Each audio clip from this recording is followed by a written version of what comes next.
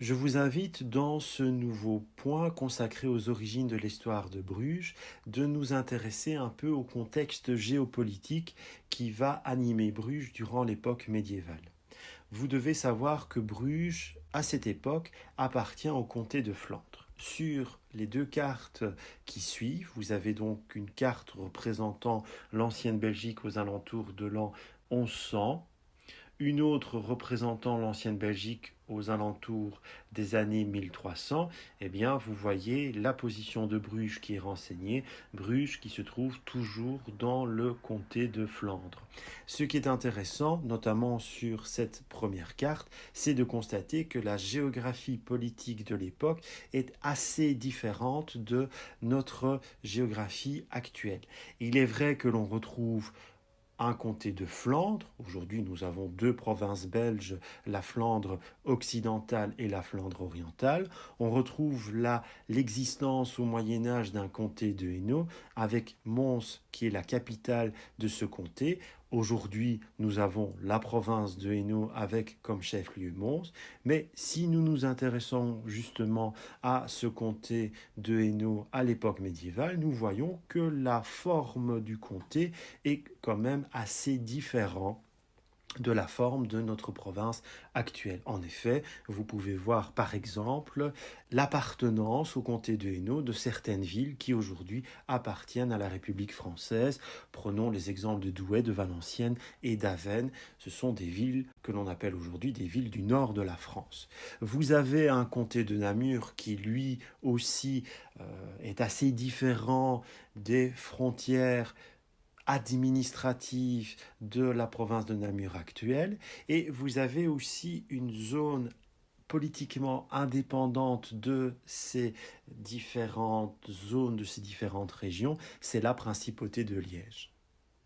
Vous avez, c'est là que vous retrouvez des villes très importantes de l'époque médiévale, comme Anvers, Malines et surtout Bruxelles et Louvain. Vous avez aussi le duché de Brabant.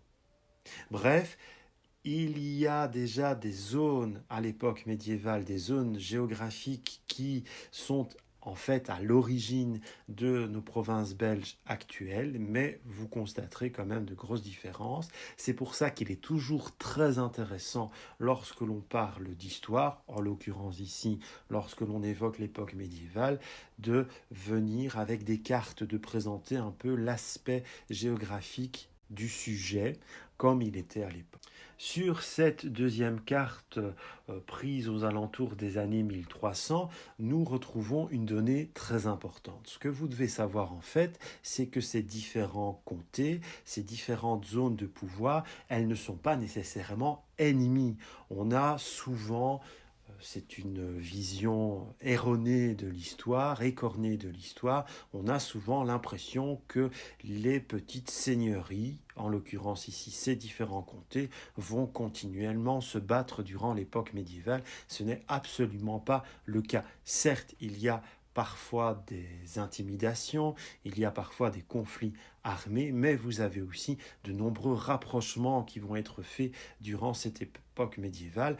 Quand je parle de nombreux rapprochements, en effet, il y en a de très très très nombreux, rendant parfois l'explication historique assez complexe. Par exemple, il y a eu de nombreuses unions, de nombreux mariages qui ont contribué, par exemple, à rapprocher le comté de Flandre du comté de Hainaut. Sur cette carte, vous voyez une limite qui a été mise en évidence, c'est la limite entre le Saint-Empire germanique, qui se situe à l'est de cette carte, et le royaume de France. Autrement dit, sur cette carte, on peut apprécier le fait que le royaume de France va jouer, avoir une certaine interaction entre l'Artois et aussi le comté qui nous intéresse pour ce cours, c'est le comté de Flandre. Pourquoi? Eh bien parce que, pour rappel, souvenez-vous, la ville de Bruges appartient à ce comté. Donc, durant l'époque médiévale, l'histoire brugeoise va être souvent liée, bon gré mal gré, à l'histoire du royaume de France. Et nous avons un personnage, je vous le cite juste pour votre information culturelle, un personnage très important à cette époque, c'est le roi de France, Philippe Auguste. Philippe Auguste, il est notamment connu pour avoir entrepris de nombreux travaux de fortification au sein de la ville de Paris. Vous connaissez tous le musée du Louvre. Eh bien, ce qu'il faut savoir, c'est que jadis, avant que le musée existe, durant l'époque médiévale, cette zone que l'on appelait déjà le Louvre, eh bien, elle accueillait un château.